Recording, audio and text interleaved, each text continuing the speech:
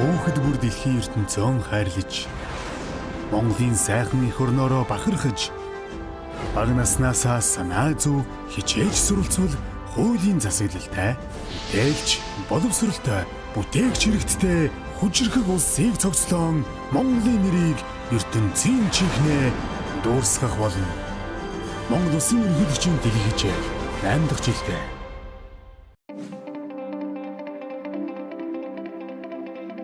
Өнөөдөр ерөөсө хоёр зорилго би тавьж байгаа. Нэгдүгээр дэлхийн дулаалал энэ цаг агаарын өөрчлөлт гэж юу юм бэ? Юунаас болдгийг. Тэгээд энэ асуудал дээр бид нар ямар байдлаар анхаарч энэ дэлхийн дулааллыг багасгахын тулд хүүхдүүд хүн бүхэн юу хийж болох вэ?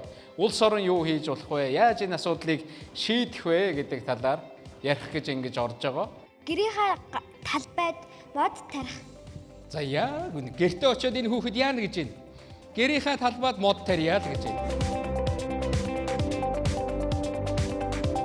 Монгол хүн болж төрнө гэдэг бол гайхамшигтай ийм одоо хог зай юм аа. Энэ бол монгол хүн болж төрнө гэдэг бол монгол хүний өөрийнх нь бахархал. За ингээд хүн болоод төрлөө. Бид нар тодорхой газар нутг дээр эх оронд төрж байгаа. Монгол орондоо төрж байгаа. Тэгэхээр дараачих нь юу байж болох вэ? Эх орон яг үнэ. Дараачих нь Монголын бахархал бол эх орон. Монголын өнөөдрийн бидний хүн ам маань хэдүүлээ? Ойролцоогоор 2.7 гэдэг энэ хүн амын тооллогын дараа бид нар бүх зүйлээ нарийн мэдэх байх. Хамгийн сайхан ерөөл хэл гэвэл хүмүүс хоорондоо тэгж хэлж болно шүү дээ. Монголчуудаа олуулаа болцгоё гэж. Манай Монголын хамгийн одоо энэ баруун талын цэг бол Алтай таван богдын Майн туул гэж одоо энд байна. Бүр хамгийн Монголын зүүн талын цэгийг соёл зуулын модод хамар гэдэг. Хойд талын одоо цэг маань Монгол шарын даваа. Тэгээд эргүүлээд урд талын цэг маань Орвог гашууны бор толгоо гэж энэ элсэн уулыг хэлж байгаа. Бурхан алдан уул ямар түүхтэй холбоотой вэ? Монголын нууц товчоотой холбоотой, Чингис хаантай холбоотой. Би зарилга гаргаад боловсрол соёлын шинжилх ухааны яамд чиглэл өгсөн байгаа. Бурхан алдан уулаа бүртгүүлье гэж. Би ингэж боддог. Жишээлбэл одоо Өмнө Говь аймгийн Хан хонгор суманд байгаа нэг хүүхэд Хөвсгөл аймгийн Алаг Эрдэнэ сумын сургуульд очиж сурж болох байхгүй юу? Бүтэн жил амьдэрдэг юм гэхэд 3 сар л амьдрал дээ, тийм ээ? Нэг үлрэл Хөвсгөл аймагт амьдраад сургуульд нь яваад үз. Ийм сурагчдын солилцооны ийм хөтөлбөрийг хэрэгжүүлэх хэрэгтэй. Ерөөсөө хүн хүнд тусалж байж хүний тусыг эргэж авдаг. Нөхрийн хэрэг бүтвэл юу гэдэг вэ? Өөрийн хэрэг бүтнэ гэж ярьдаг. Энэ бол одоо гайхамшигтай үг шүү дээ. Тийм учраас чи хүнд тусалж, хүнийг дэмжиж байж, хүнд одоо тус хийж, хүнд сайн юм хийж байж тэр орчин чинь өөрөө сайхан болно. Гэхдээ тэрлүү хүрэхийн тулд яах ёстой вэ? Ерөөсөө л миний энэ хичээж байгаа, хийж байгаа бүх юмн дотор чинь тэр миний хүрэх гэж байгаа оргил, миний зорж явж байгаа зүйл дотор нь байдгийн байх шүү дээ гэдгийг л та бүхэн ойлгох хэрэгтэй. Миний нэг хэлэх дуртай үг байдаг. Түүх болохоос өмнө хүний эрдэм боловсралд байдаг юм аа. Хүний хичээл зүтгэлд байдаг. Хүний эр зоригт байдаг. Монголын маргаашийг тодорхойлох сайн хүн болохын тулд яах ёстой гэж байна? Боловсралдоо шамдаа. Хичээлээ сайн сураа гэж.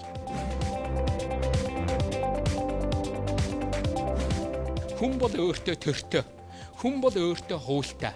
Хууль дүрм журам гэдэг бол гаргадч вэ, цэрэгдэж вэ, хиндэж вэ адилхан үйлчлэх ёстой гэсэн үг шүү. Тэгэхээр ер нь эндээс харах юм бол бид нар өнөөдөр бүтээлийн тухай ярьж байгаа, бүтээлч Монгол хүний тухай ярьж байгаа. Миний боддог бол Монгол хүнд байх ёстой хамгийн сайхан чанар бол бүтээлч чанар л гэж боддог. Хүнд заяах ёстой хамгийн сайхан эрдэм бол одоо тэр бүтээлч чанар. Эрдэмгүй бол оюун ухаан байхгүй бол тэр эрдмээс сурыг гэсэн сурч чадахгүй. Сурыг гэсэн сурч чадахгүй тийм. За тэр охин. Хүүхчнээ эрдэм сурлаач тэрийг хайхаргүй бол тэрийг ахиж хизээж олж чадахгүй. Сайн үр дүн, сайхан амжилтанд хүрэхийн тулд тэнцүү тэгээд сайхан санаатай байх хэрэгтэй юм байна. Сайн зорилготой байх хэрэгтэй юм байна. Тэгээд нэмэх нь сайн ажил гэсэн ийм нэг томьёог одоо бүгдээрээ гаргаж ирж болж штэ. Нэр ангийнхандаа судалгаа хийж үзсэн. Нийтдээ ангийн 100%-аас 88% нь PC тоглодог, байнгын тоглодог гэсэн зүйлүүд байсан. Судалгаа хийж ангийнхандаа танилцуулсны дараа манай ангийн хүүхдүүд нийтдээ 88%-аас 22% болж буурсан. Маш өндөр хуваар буурсан ба шүү дээ. Бараг 4 дахин буурж байна гэсэн үг шүү дээ. Та бидний амьдарч байгаа эх оронд сайн зүйл нь илүү байгаасаа, сайн санаатай хүмүүс, сайн бодолтой хүмүүс, сайхан үйл хийдэг хүмүүс нь улам олон болоосоо гэж ингэж бодож байна. Хүүхдүүдтэй баяр хүргье.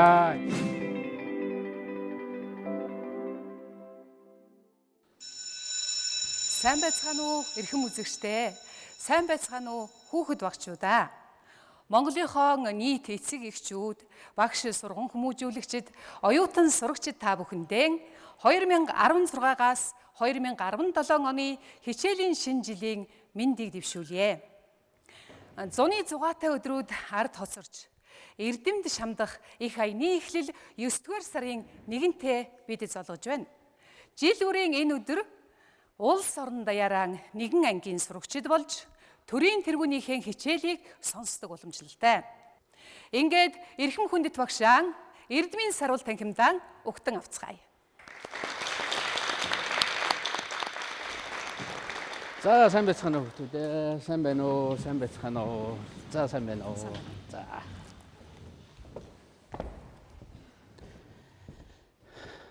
За та бүхэнд хичээлийн шинэ жилийн мэнд хүргье. Амжилт хүсье.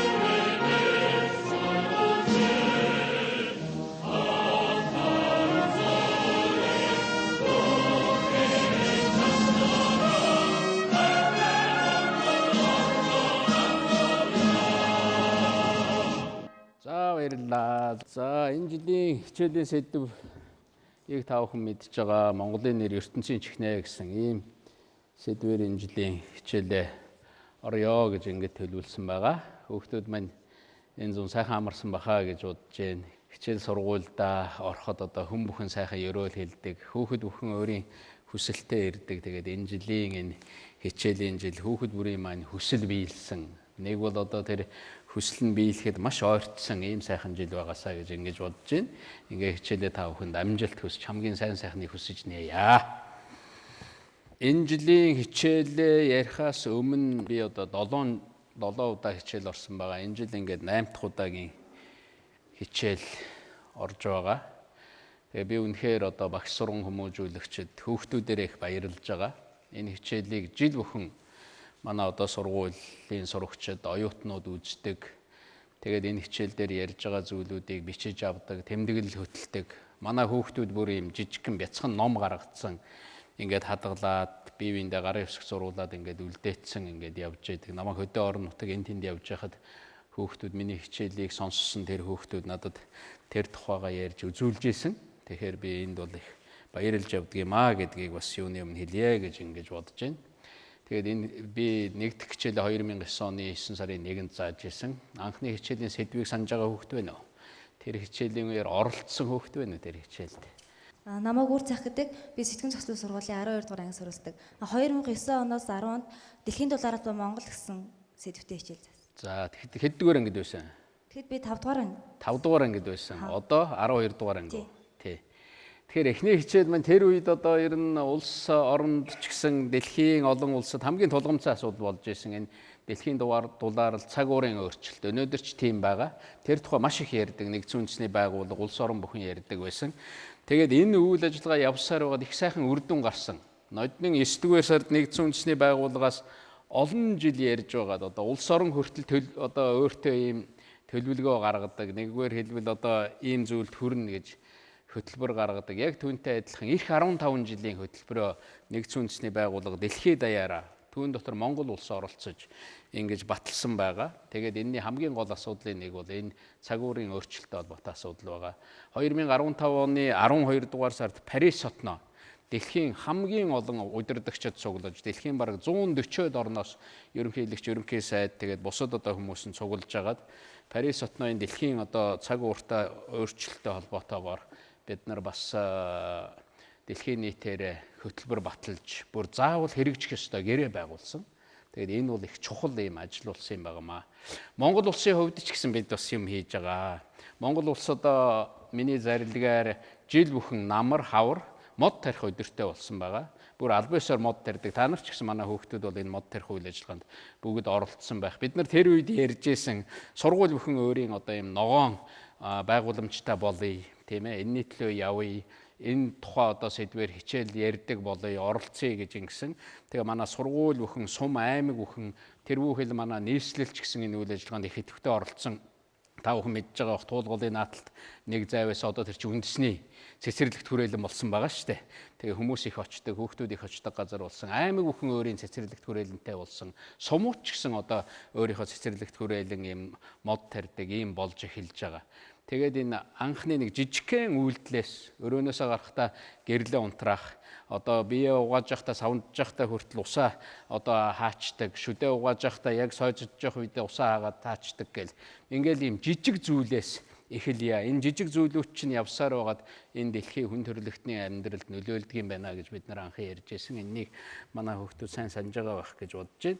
Хоёр дахь хичээл 2010 оны 9 сарын 1-нд орж исэн. Энэ хичээлийн сэдвийг санаж байгаа хүүхд байна уу? Оролцчихсан хүүхд байна уу? За энэ хүү байна. Намайг Жаргал сайхан гэдэг. Би Төв аймгийн хүнс төр сургууль суралцсан 11 бэрэнгийн сурагч. 2009-оос 2011 хичээлийн жил та Монгол бахархал гэсэн сэдвээр хичээл заасан. Тэгээ Монгол бахархал гэж бид нар ярьж байна. Тэгээд Монгол бахархал гэхээр юу вэ? Монгол хүн ер нь юугаар бахарах ёстой вэ гэж бид нар их ярьж байгаа. Тэгээд нэг 4-5 зүйл дээр 6 зүйл дээр тохирч ярьж ирсний хүмүүс их санаж байгаа. Хамгийн гол нь хамгийн ихний бахархал бол бид нар монгол хүн болж төрснөөрөө л бахархан тийм ээ. Энэ монгол эх орондоо монгол хүн болоод ээж аавын охин хүү болж одоо заяаснараа бид нар бахарах ёстой гэж ингэж ярьж ирсэн. Тэгээд дараа нь бид нар эх орноороо бахарах ёстой. Энэ Монголын энэ эх орн гэдэг чинь Монгол гэдэг чинь ямар сайхан юм бэ гэж.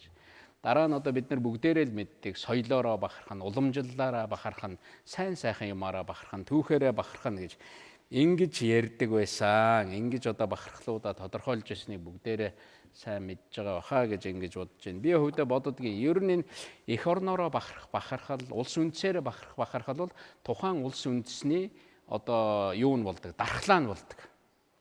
Ерөөсөө Монгол улс цаашаа хөгжин, дэвжих, бие даасан, дэлхийд данстаа ийм улс орн байхад улс үндэсээрээ хүн бүхэн тэнд байгаа хүүхэд бүхэн бахархдаг, үүнийг хайрладаг, улс үндэсээ хайрладаг, түүнийхээ агуу түүх тэр сайн сайхныг мэдэрдэг байх юм бол тухайн улс үндэстэн бие даасан, орших цаашаага хөгжин дэвжих ийм хөв заяатай байна л гэж ингэж ойлгодог. Тэгэхээр энэ тухай бид нар ярьж байсан. Тэгээ жилийн хичээлийн сэдэв бол чухал байсан. 2011 оны хичээлийн сэдвийг санаж байгаа хүүхд байна уу? За энэ хүүхд. Би тэр үед 5 дугаар ангид байсан. 5 дугаар анги. Тийм. Тэгээд би улсын тэргүүний 84 дэх сургуулийн одоо 11 ангид сурдаг. Намайг гал одрах алтай хөгдөг. Тэр үеэр та 2011 оны хичээлийн сэдв Монголын сайхан орноор гэдэг сэдв байсан. Би бас тэр үед яг студиэд сууж байсан. За их баярлалаа. Сайн байна. Дахиад уулзсандаа баяртай байна. Тэгэхээр Монголын сайхан орноор. За 3 дахь хичээл нь би одоо надад заавал гарахаар би тэгж боддог. Одоо явж үзэх юмсан, очоогүй байгаа аймагтаа, очоогүй байгаа сумандаа очих юмсан, нэг малчин айлд ороод зүгээр нэг сайхан суугаад, нэг айлд ороод ингээд сайхан яриад суух юмсан. Тэгээд ингээд явах бүр, үзэх бүр Монгол орны энэ байгаль, Монгол орн гэдэг маань ямар их баялаг юм бэ? Ямар гайхамшигтай юм бэ? Тэгээ бүр ингээд одоо хүмүүстэй явж байгаад бүр ингээд харуулад ингээд бахархаад, тэрнийг гайхуулад энэ ямар гоё ус мөрөн уул хадвэ гэдэг ингээд бид нар ярилцдаг хүмүүсийнхаа тухай. Тэгээд тэр үеэр ярьж байхад нэг их сайхан санаа бас гарч манай энэ Монгол телевиз дэмжиж хэрэгжүүлсэн байгаа. Түүнийг та бүхэн их санаж байгаа бох. Тэр үеэр би нэг санал хэлж ийсэн. Ер нь энэ Монголын сайхан орноороо говьд төрсэн хүүхдүүд хангаад очоод одоо амьдэрдэг, тэнд очоод сургуульд сурдаг. Сургуулийнхаа үеэр нөгөө сурах солилцооны хөтөлбөр гэж ер нь бий болгоё. Энэнийг сургуулиуд маш өргөн хийдэг бай. Зарим улс орнууд ангиар нь солилцдог гэж байгаа шүү дээ. ангиараа одоо Улаанбаатарт нэг ангийн хүүхдүүд нь ховд руу ч юм уу аль эсвэл дорнот руу яваад, дорн говь руу яваад тэгээд тэнд байгаа ангийнх нь хүүхдүүд ирээд ингээд солилцоод тэгээд тэр өөр газар очиж амьдраад өөр багш нартай уулзаад өөр тэр хамт олон дотор ороод ингэгчин болвол тэр хүнийг хүмүүжүүлэх, хүнийг хүн болгох, юмыг танин мэдхэд асар их нөлөөлдөг. Манай Улаанбаатарын хүүхдүүд одоо зуныхаа амралтаар хөдөө аав ээжийнхээ ах トゥ ойрхон садныхаа хүмүүстээр очдог шүү дээ. Та бүхэн бүгдээрээ очдог. Ямар их шин юм нээгдэж, ямар их шин юм үздгийг та бүхэн мэдж байгаа. Тэгээ би үнэхээр эх орноороо, Монгол орноороо маш их бахархдаг. Би ингэж боддог. Ерөөсөө дэлхий дээр байгаа бүх улс оронд мэдээж сайхан гоё бахархах зүйлтэй байх л да. Гэхдээ л Монгол бол арай илүү л гэж би боддог. Би үнэхээр энд улам итгэл үнэмшил над төрж байгаа. Энэ ертөнцийн бүтээгдсэн хамгийн тансаг бүхнийг авч ирээд Монголд нийлүүлсэн юм шиг.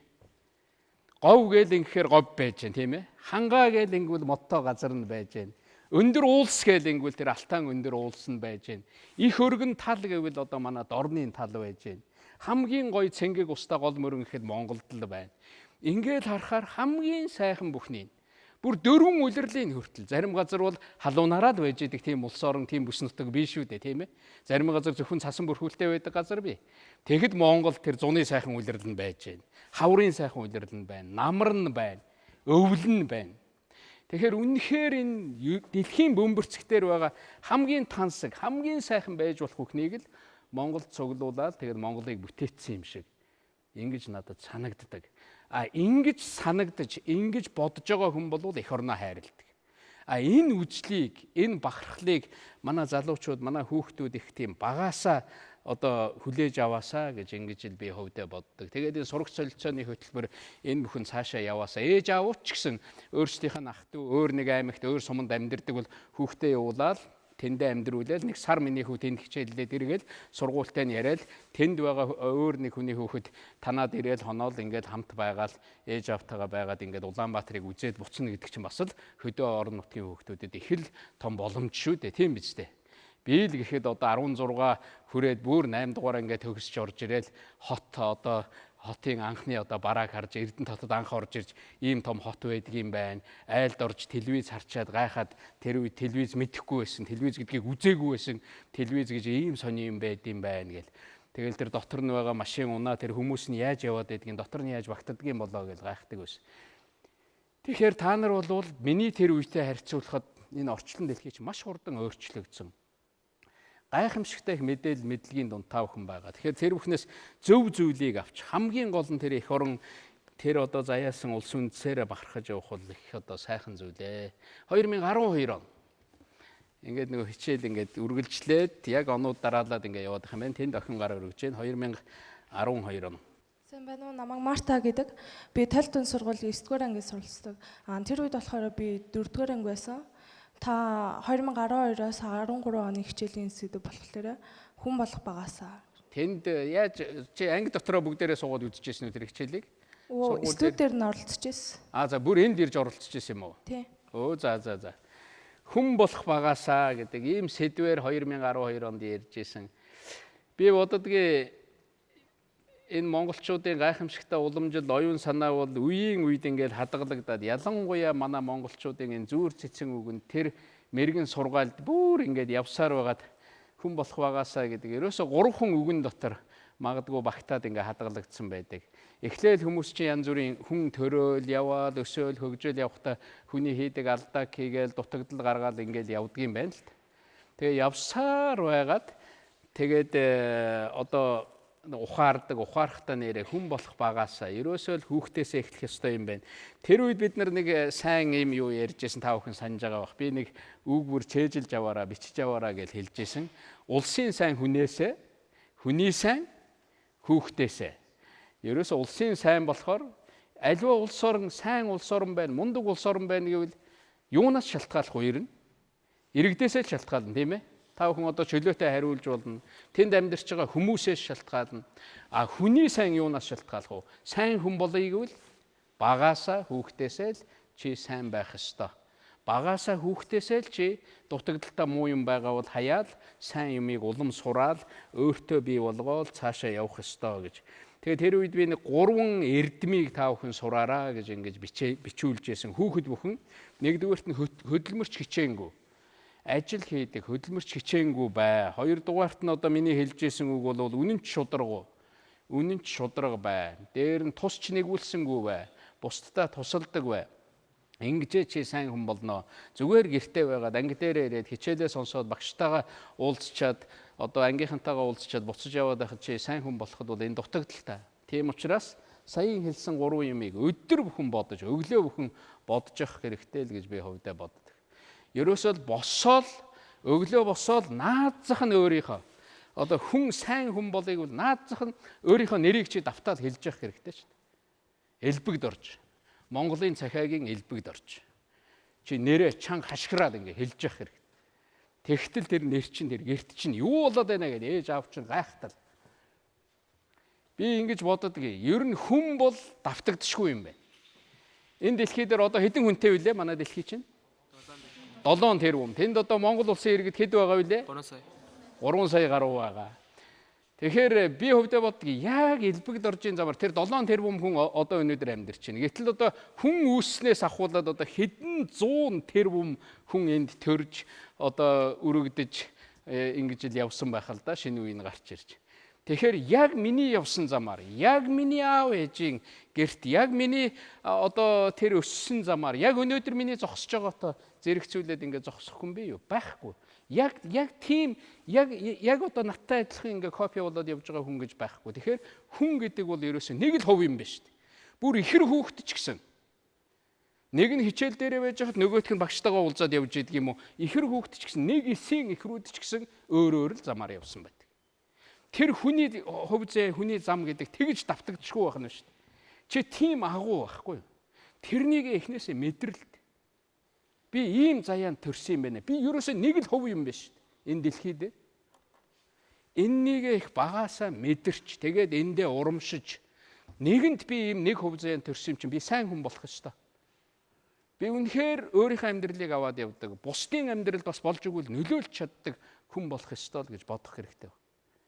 Тэгэхээр ингэж чадах юм бол тэр хүн болох багаасаа гэдэг тэр ойлголт бол та бүхэн суух болов гэж бодож байгаа. 2013 он. За энд нэг хүн байна. Намайг Инх Цэцэрлэг гэдэг. Тэгээд Жишин нэрийн сургуулийн сурагч. 2013 онд болохоор бид нэр хуулийн засаглал хүүхдийн оролцоо гэсэн сэдвээр хичээл орсон. Тэгээд энэ студид байсан ангийн нэг сурагч нь би орж оролцсон байгаа. Тэгээд тэрнгээрээ үнэхээр бахархдаг. Тэгээд тэр хичээл дээр болохоор бид нэр Альберт Айси, Rule of Law тэгээ бас хүүхдийн оролцооны олон сайхан жишээг ярилцсан байгаа. Одоо чамд үлдсэн юм юу вэ? Тэр хичээлээс үлдсэн одоо хамгийн ойрхон юм байна уу? Нөө хүүхдийн оролцоо гэдэг талаар нь хүлээж аваад тэгээ сургуулийнхаа нөгөө нэг сургалтын зөвлөлт өгдөг байсан. Тэрийг ашиглаад тэгээ сургуулийнхаа дүрмэнд нь болохоор нөгөө нэг эко орчин бүрдүүлэх талаар нэмэлт заалт оруулж ирсэн. За их баярлалаа. Сайн байна. Тэгэхээр энэ хуулийн засаглал хүүхдийн оролцоо гэдэг нь нэг тийм том сэдв юм шиг санагдаж магадгүй. Ер нь хүн болвол ерөөсөө ганцаараа амьдардаг хүн, ганцаараа явдаг хүн гэж энэ хорвоо дээр байхгүй. Ерөөс багаасаа хүүхэд болоод хэнтэй ч харьцахгүйгээр наазах нь ээж автайгаа харьцаад эхэлдэг, ах дүүтэйгээ харьцаад эхэлдэг. Тэгэхээр хүн бол юуны дунд амьдардаг байх нь вэ? Хүмүүсийн дунд л амьдардаг. Нэг л хүүхдүүдийн дунд л амьдарна. Тэн дундаас юугаараа ялгарх вэ? Би сая Олимпиад явах гэж байгаа тамирчидтай нэг юм захиж байсан. Та нар бол зохион байгуулалтаараа ялгарх шүү дээ. Та нар бол хувийн сахилгуудаараа ялгарх шүү дээ. Та нар бол тэр нийтийн тэр дүрм журмыг яаж сахиж байгаагаараа ялгарч байгаа шүү дээ монголчууд бол. Бүхэл дэлхий дээр хүн бүхэн сайн хүн болохын төлөө явж байгаа шүү дээ. Ялгарх юм юу байж болох вэ манай үндэстэнд? Бид нар бол нийтийн тэр дэг журм сургууль дээр танаа сургууль юугаараа ялгарх вэ? Чи сургууль дээр юугаараа ялгарх вэ? Сургуулийнхаа дүрмийг хэрхэн хэрэгжүүлж байгаагаараа. Сургууль дээр хэрхэн бие зөв авч явж байгаагаараа. Тийм биз дээ. Тэгээд гэрээсээ сургууль руугаа явж байгаа тэр явцдаа. Тэр муу юмнаас анги байгаагаараа. Хуулиар хийж болохгүй л гэсэн юм хийж болохгүй. Тэгэхээр энэ ийм систем дотор, ийм нийгэм дотор л хүн амьдардаг. Тийм учраас энэнийг багаасаа л ойлгох хэрэгтэй. Багаасаа л дэгтэй журамтай, багаасаа л энэ одоо дэглэм журам гэж байдаг юм байна. Бүр монголчууд чи ярьдаг шүү дээ одоо дээр хөхтөнгэр гэж. Мөнх тэнгэрийн хүчин дор гэж одоо бидний өвөг дээдс ярьдаг байсан. Би ойлгохдоо мөнх тэнгэрийн хүчин дор гэдэг бол ерөөсөө бид нар бол бүгдээрээ л ижил тэнцүү юм байна. Бид нар мөнх тэнгэрийн хүч гэдэг энэ агуу хүчинд захирагдах ёстой юм байна гэдэг бол явж өнөөгийн нөхцөлд бол хууль байхгүй юу? Хуулийн дор ижилхэн гэдэг одоо хүн төрлөختөнд тэгж ярьж байна. А бидний өвөг дээдс бол мөнх тэнгэрийн хүч. Тэр одоо зарлиг тушаал, тэр гаргагдсан байгаа, тогтцсон байгаа дүрмийн дор л яв. Чи дүрм зөрчсөн бол хариуцлага хүлээ гэдэг. Энэ бол бүр баг хүүхдээсээ ч байх ёстой, төрийн тэргүүнээсээ ч байх ёстой. Ингэж явж ээж улс орон бол хөгжил дэвшилд хүрдэг юм аа. Сайн сайхан болдгийг. Ийм учраас энэ сэдвийг бид нар ярих хэрэгтэй. Тэгээд хүн хөгжиж, хүн сайн хүн болъё гэж ингэж бодох юм бол үнэхээр оролцож ээж. Ер нь юм бол оролцож ээж л бүтдэг. Хамгийн гол юм бол хүүхдүүд юу сурах вэ гэхээр оролцож ээж сурдаг. Оролцоо гэдэг бол хамгийн чухал. Би оролцъё, би ингээ, би энэнийг хийе гэд хамгийн ийм идэх гаргаж манай хүүхдүүд явж явах ёстой гэдгийг энд бас хэлье. 2014. Би 6 дугаар ангид орж байгаа. За. Тэгээд би 2014-өөс 15 оны хичээл сууж байсан. Тэр хичээл маань бүтээлч, боловсрол бүтээлч иргэн гэсэн сэдвээр орж байсан. Тэгэхээр ягаад тэр хичээлийг бид нар ярьсан бэ гэхээр ер нь манай боловсролын одоо энэ тогтолцоо систем өөрийгөө сайжруулах гэж шинжлэх гэж жил бүхэн яриад байгаа. Хүүхдтэй зааж байгаа энэ хичээлээ яавал өрөөгөөчтэй байх вэ? Яавал хүүхдүүддээ илүү юм сургах вэ? Яавал манай хүүхдүүд бусад улс орны хүүхдүүдтэй адилхан болж игэл илүү байх вэ гэдгийг л ярилцъя гэж ярьж байгаад би бол түүнийг дэмждэг. Хүүхдийг ер нь өөрөөр нь сургуулъя. Одоо багш орж ирээд багш бол хамгийн чухал хүн. Энэ боловсролын салбарт багшаа өргөлж хүндэтгэж явах ёстой. Багш бол тэр хүүхдийг хөгжүүлэхэд тусалдаг хүн байгаа юм л. Тэр хүүхдийг боловсроход нь тусалдаг. Хүүхдийн хамгийн ойрын дотны туслагч. А хүн оролцож ээж одоо та бүхний хичээлүүд дээр тэгжил явж байгаа бах. Химийн хичээл, математикийн хичээл, бусад одоо хичээлүүд дээр та бүхэн өөрсдөө хийгээд өөрсдөө ярилцээ тэр нийгмийн салбарын хичээлүүд тэхийн бол та нар илүү ойлгодог. Зүгээр нэг хүн орж ирээ самбар дээр юм бичээ заагаад ингээд байвал тэр бол хуулбар болж хувирдаг. А гэтэл тэрнийг өөрсдөө энэ чинь ийм учиртай Монголын нэр ертөнцийн чихнэ гэж энэ нэрээ юу гэсэн үг вэ? Энд одоо Монгол улс яаж оролцох юм, яаж юу гэсэн утга цаана нагуулгаж байгаа юм болоо гэж хичээлдээ суугатаад өөрөө бичээл өөрөө оролцоод ингээл эхлэх юм болвол та бүхний энэ одоо мэдлэг бол цаашаа улам сайн болно л гэж ингэж л бодож ирсэн. Тэгээ бид нар нэг гэр гэж үлгэр ярьж ирсэн санаж байна уу? Гэрийн тухай те. Энэ гэр гэдэг бол ертөнц чинь ерөөсөө явж гэр юм байна. Гэр гэдэг ингээд ханаа дугуйлаад одоо тэр бүхнээ барина гэдэг чинь хамтын бүтээл юм байна. Гэрт амьдрын гэрээ босгоно гэдэг чинь эв нэгдэл юм байна. Хамтарч хөдөлмөрлж ээж бүгдээрээ урагшаа явах юм байна. Хамтарч зүтгэж ээж хүндрэлтэй асуудлаа шийдэх юм байна гэд. Тэгээд гэрээ нэг 5 ах トゥ одоо үний нэг нь тооны нэг нь аваа явуулсан чинь дараа нь салхи болоо шуурга болсон чинь одоо бүр дараад болохгүй болохоор бүгдээрээ авчирээд гэрээ босгоо тэгээд дотор нь сайхан амьдэрдэг. Гэрийн тухай нэг юм үлгэрийн тухай бид нар ярьж исэн жишээлбэл тэгэхээр ингэж өөрийгөө нэг үлгэр нэг юм сонсохтол тэндээс нэг сайн юм олж авахын төлөө манай хүүхдүүд явбал их зөв байхаа гэж бодож байгаа. 2015. Намайг Цэдэн Содном гэдэг 33 дугаар сургуулийн 9 байнгын сурагч. Өнгөрсөн жилийн хичээлийн сэдв нь санаа зүв бол заяа зүв байсан. За одоо чамайг шууд хараад би таньж байна. Тийм учраас оролцсон энд сууж байсан хүүхдүүдэд харахаар шууд одоо сайн харагдаж байна. Тэгэхээр санаа зүв бол заяа зүв. Хамгийн одоо монголчуудын нэг сайн нэг ярьдаг зүүр үг байдгийн. Сайн явах санааных гэж. Хүн үнэхээр л сайн явъя, амжилтанд хүрээ гэж бодвол чи зүгээр өөртөө л тэр тухай санах хэрэгтэй. Тэр тухай өөртөө давтах хэрэгтэй. Чи өөрөө л сайн хүн бай. Тэгэл болоо. Чи нэг орчлон өөрчлөх гээл ингээд мөрөөдөж болно. А гэхдээ өөрийгөө л эхлээд өөрчил. Хүмүүсийг удирдах гэж бодож болно. Хамгийн хэцүү юм бол өөрийгөө л удирдах байдаг. Чи өөрийгөө л удирд. Өөрийгөө удирдах сурчих юм бол хүмүүстэй хамтарч ажиллах, удирдах, зохион байгуулах шиг амархан юм байхгүй. Тэгэхээр бүх юм өөрөөсөө эхэлнэ. Би хөвдөө боддгийн хүүхэд бүхэн төрөхтэй их тийм зөв заяатай төрдөг гэж боддог. Эхээс төрж байгаа хүүхэд бүхэн л ижлэхэн төрдөг шүү дээ. Ижлэхэн хөв заяатай, сайн заяатай төрдөг байхгүй. Тэгэл төрөөл мөлхөж эхлэхдээ л одоо буруу юм сурдаг ч юм уу, алхахтаа л буруу юм сурдаг, хэлэнд орохтаа л буруу юм сураад ингээл эхлэхээрээ эвдрээд эхэлж байгаа юм л та. Тэгэхээр хүүхдийг тэр бүр тэр багаас нь тэр сайн үеэс нь ингэж хийх юм бол тэгээд тэр сайн санаатай байх. Ерөөсөө бүх сайн сайхан юмны үндэс бол би оюун санаа л гэж боддог. Санаа гэж боддог. Чи муу юм бодох юм бол би тэгж итгэдэг шүү. Хүн муу юмны тухай бодоод, хүний тухай их муу юм бодоод ингэх юм бол тэр заавал бүртгэгддэг гэж боддог. Ерөөсөө хүн чинь энэ энергийн бүтээл байхгүй, орчлон дээр байгаа эрчим хүчний бүтээл шүү дээ. Ер нь энэ орчлон чинь өөрөө энэ энерги байхгүй, эрчим хүч. Тэгэхээр тэр эрчим хүчний тэр цугларлаас хүн бий болж байгаа. Тэгэхээр энэ муу юм хийвэл заавал бүртгэгдэл үлдэн, сайн юм хийвэл заавал бүртгэгдэл үлдэн. Энэ бол одоо Бурхны сургаалтч байдаг зүйл, эцэг эхийн сургаалтч байдаг зүйл. Тийм учраас ерөөсөө оюун санаагаа л сайн болгох хэрэгтэй юм байна. Бодж байгаа юмаа л сайн болгох хэрэгтэй юм байна. Ингэх юм бол тэр одоо сайн хүн болох тэр чиглэл рүү хүн явдгийм байна. Сайн санаанаас ерөөсөө хүний бодол чинь та нар ингээд нэг юм боддог, ийм юм хий, тийм юм хий гэж муу сайн янз бүрийн юм боддог. Бодсноос бодлоос чинь үйлдэл чинь гараад идэг байхгүй. Би одоо санаандгүй хийцсэн юм а гэж. Ягаад гэвэл чи санаандгүй ш. Чи зүгээр тэр тухай бодцсон л байхгүй. Тийм учраас тэндээс үйлдэл чинь гарч байгаа. Муу үйлдэл хийсэн бол ямар юм гарах вэ? Муу үр дүн гарна. Сайн үйлдэл хийсэн бол ямар юм гарах вэ? Сайн үр дүн гарна. Юм энгийн мэт мөртлөө энэ агуулгын цаанаа ийм байдгаа гэдгийг би ингэж хэлье гэж ингэж бодсон. Ингээ бид нэр өмнөх одоо 7 хичээлээ эргэн саналаа. Ингээд эргээд санахаар маш олон чухал сэдвээр хүүхдүүдтэйгээ 9 сарын 1-нд санал солилцож ингэж явжээ гэж ингэж бодож байгаа. Өнөөдрийн одоо хичээлийн сэдэв маань Монголын нэр ертөнцийн чихнэ гэсэн ийм нэр баг.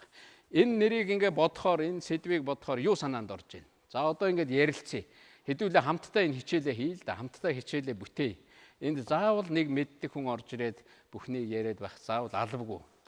Ингээ бодохоор юу одоо жишээлбэл ийм сэдвэр чи хичээл заа гэж чамд одоо сургууль дээр чинь ийм сэдв бэлдэж ирээд одоо ангийнхандаа яриа гэх юм бол чи хамгийн түрүүн одоо юун тухай ангийнхандаа ярих вэ? Юу гэж бодох вэ? За. Заагаар өргөөрэй. Ер нь энэс эхэлдэг. За энэ хүү. Монголын нэр ертөнцийн чихнэ гэдэг одоо энэ үгийг би их л сонсоод Монгол эх оронд маань явж байгаа жуулчд хамгийн түрүүнд санагдсан л да. Тэгээд одоо өмнө жуулчтай бодоод ирэхээр жуулчд юун дээр ирдэг вэ гэхээр мэдээж Монголын үдсгэлэнд байгаа сайхан орноор одоо намайг ч гэсэн хөдөө орнотгаар одоо бас эх орныхоо гайхамшигттай танилцаа явж хахад цуг танилцаа явж идэг. Мөн бас хамгийн түрүүнд орж ирж байгаа нэг зүйл наадам. Мөн тэр одоо дэлхийд байхгүй одоо 93 наадмыг тэр жуулчид тэр гадныхан ирээд гайхамшиг. Тий. Жуулчин гэд бодохоор хамгийн түрүү юу бодогдож байна? Бид нар яамааргүй байна. Жуулчин хүний нүдэнд наацханд байгаль хогоо хаймааргүй шүү дээ, тийм үү? Одоо ингээд гадна дотн одоо миний хамгийн их сэтгэл зовоодог юм болвол ингээд Монголын сайхан орн тэр замаар явж явах замын хажуудлаар бөөн одоо тэр нөгөө уутнууд тэгэл янз бүрийн хог тэр ундаа усны сав ийм юм ерөөсөө байж болохгүй байхгүй. Би хувьдаа боддгийн Монгол хэдийд хогноосоо салж болох уу? Манай энэ засаг захиргааны нэгж бүхэн тэнд удирдах байгаа тэр засаг дарга бүхэн энэнийг одоо дэвтэр дээр бичиж авах ёстой. Манай сумын нутаг дэвсгэр дээр хог байж болохгүй. Манай багийн нутаг дэвсгэр дээр хог байж болохгүй. Манай сургуулийн нутаг дэвсгэр дээр хог байж болохгүй. Манай байгууллагын нутаг дэвсгэр дээр хог байж болохгүйгээл ажиллах юм бол бид нар бүгдээрээ хогноосоо салж болно шүү дээ. Тэнд нь тэр хогныхын савыг байрлуулаад багийнхаа нутаг дэвсгэр дээр тавьсан байгаа хог энэ тэрэ одоо хамтдаа гараа түүчдэг, хамтдаа гараа алга болгочдөг. Тэндээ хүмүүстэй сануулад хогоо хаях гэж байвал энэ лүү хаяараа энд манай энэ дэрвэл энд хийгээрэй гэл ингэх юм бол Монгол хогноосоо салчих боломжтой байхгүй. Нөгөө Монголын сайхан орон гээд ингээд жуулчин хүрээд ирсэн харсан чинь ингээд хөдөө явсан нэг сайхан хөдөө үзэх гэсэн чинь дүүрэн хог. Нэг суурин газрын захаар орсон чинь дүүрэн хог, дүүрэн замбраагүй юм. Тэгэхээр яг үнэн одоо бид нар нэг юм нэр сонсоод жуулчин гэдэг юм санаанд ороод жуулчин гэдэг санаанд оронгуут л яавал бид нар Монголоо сайхан харуулах уу гэл энэнд би яаж хөв нэмрээ оруулах вэ? Тэгэхээр чамаас л эхлэх ёстой. Одоо та бүхнээс өнөөдөр эхлэх ёстой. Бидний энэ хичээлийг үзэж байгаа хүүхд бүхэн дэвтэр дээр энэ зүйлийг бичиж аваад явах ёстой. Тэр сургуулийн сурагч, тэр захирал багш, тэр сумын засаг дарга. Одоо энэ ер нь Монгол бол хоггүй болох хэрэгтэй. Энэ хичээлийн шинжилээс би өмнө нэг хичээл дээр энэ тухай ярьж байсан. Энэнийг дахиж би сануулж ярья гэж бодож байгаа. Хүмүүс мартчихад байдгийг. Ер нь хог хаяхгүй байх, сайхан байх гэдэг бол өдөр бүхэн хийдэг үйлдэл байхгүй. Өдөр бүхэн та нар хоол унд иддэг шүү дээ. Өдөр бүхэн та нар одоо нийтийн одоо газар очдог, өдөр бүхэн одоо хүн өөртөө байгаа илүүдэл юмаа гаргаж идэг. Яг тэрнтэй адилхан өдөр бүхэн өөрийгөө хүн цэвэрлэх гэж боддог. Өдөр бүхэн хүн өглөө бүхэн босоод одоо нүүр гараа угаах гэж оролддог, угаадаг, шүдээ угаадаг. Яг энтэй адилхан тэр Монголынхоо тэр сайхан байгаль, тэр сайхан өнгийг өдөр бүхэн угаах, тэнд өдөр бүхэн хөв нэмэр оруулахын төлөө явах хэрэгтэй хүүхдүүд. Тэгэх юм бол байна. Түүнээс биш ерөнхийлөгч нэг хэллээгээл нэг удаа нэг сайхан юм бодоол тэгэл цаашаа явахгүй бол тэгээд явахгүй. За их баярлалаа. Дараачийн хүүхд гараа өргөдөө. За тэр охин. Сайн байна уу? Намайг Саран гарагдаг. Би буян тухай салбар сургууль сурдаг. Танаас асуулт асуух гэсэн. Та дүн үнэлгээний тухай юу гэж боддог вэ? Юуны тухай? Дүн үнэлгээний тухай. Дүн үнэлгээ сургуулийн дүнгийн тухай би нэг ярьж байсан. Би зүгээр боддгийн хүүхдийн хөгжлийг зөвхөн заасан хичээл, тэгээ заасан хичээлээ асуугаад хүүхд дээр дүн тавих гэдэг бол мэдээж нэг үнэлгээ мөн л дөө. Гэхдээ бүрэн гарч чадахгүй л гэж боддог. Сургууль дээр хүүхэд юу юуг сурах ёстой вэ гэвэл нэгвээр хэлбэл одоо бие хэл сэтгэл гурав гэж ярьдаг шүү дээ. Түрүүн би хэлсэн. Бүгдийн нэг цогцоор нь хармаар байгаа. Сургуулийг би юу гэж нэрлэдэг вэ гэхээр хүүхэд хөгжих талбар. Тийм биз дээ. Ерөөсөө л тэр хүүхэд хөгжих ёстой л газар. Тэр сургууль багш хамт олон оролцож байгаа, тэр эцэг их оролцож байгаа. Тэгэхээр энэ гурвын одоо хамтын ажиллагаа их чухал. Тэгээд тэр хүүхэд хөгжинэ гэдэг бол оюун ухаанаараа миний хүү яаж хөгжиж байна? Бие сэтгэлээрээ яаж хөгжиж байна, тийм ээ? Тэр бүхнийг нийлүүл цогцоор нь үнэлэхийн тулд явдаг, цогцоор нь хүүхдийг хөгжүүлэхийн төлөө явах юм болвол их зөв болох байхаа. Хичээлээс заана, хажуугаар нь тэр спорт, хажуугаар нь хүүхдийнхээ дуртай юмыг би хүүхдүүддээ хэлдэг. Чи нэг юмнаас нэг юмар илүү байхын тулд нэг юмыг л өөрийнхөө дуртай сонирхолтой юмад илүү хийж сур.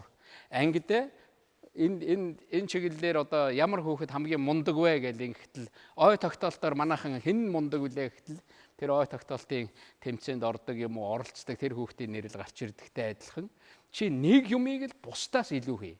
Болж игэл бүх юмыг бусдаас илүү хийх гэж оролдох хэрэгтэй. Гэхдээ тийм хүүхэд тийм хүн гэж бараг байхгүй. Бүх юмараа бүх хүнээс давуу хүн гэж байхгүй. Чи нэг юмараа нэг сайн юмараа илүү байх юм бол дараа нь хоёр сайн юмар, гурван сайн юмараа илүү болно. Энэ ой тогтоолтын чиглэлээр энэ олон улсын одоо тэмцээнд оролцдог манай хүүхдүүд байгаа. Энд байгаа юу? Энд ирсэн хүүхд байна уу? За энд нэг охин байна, тэнд нэг хүү байна. За тэр хүү. Сайн байна уу? Намайг Пүрвжөө гэдэг 1-р сургуулийн сурагч. Би ой тогтоолтоор 2013 оноос эхэлж хичээлсэн. Тэгээд 3 дахь жилдээ хичээлж байгаа. Одоо энэ хугацаанд нийт дэлхийн аварга, Азийн аварга, олон улсын их мастер болсон байгаа. За дэлхийн аварга гэдэг чинь одоо маш том цол шүү дээ. Тэр одоо яаж явж чи дэлхийн аварга болчихвоо?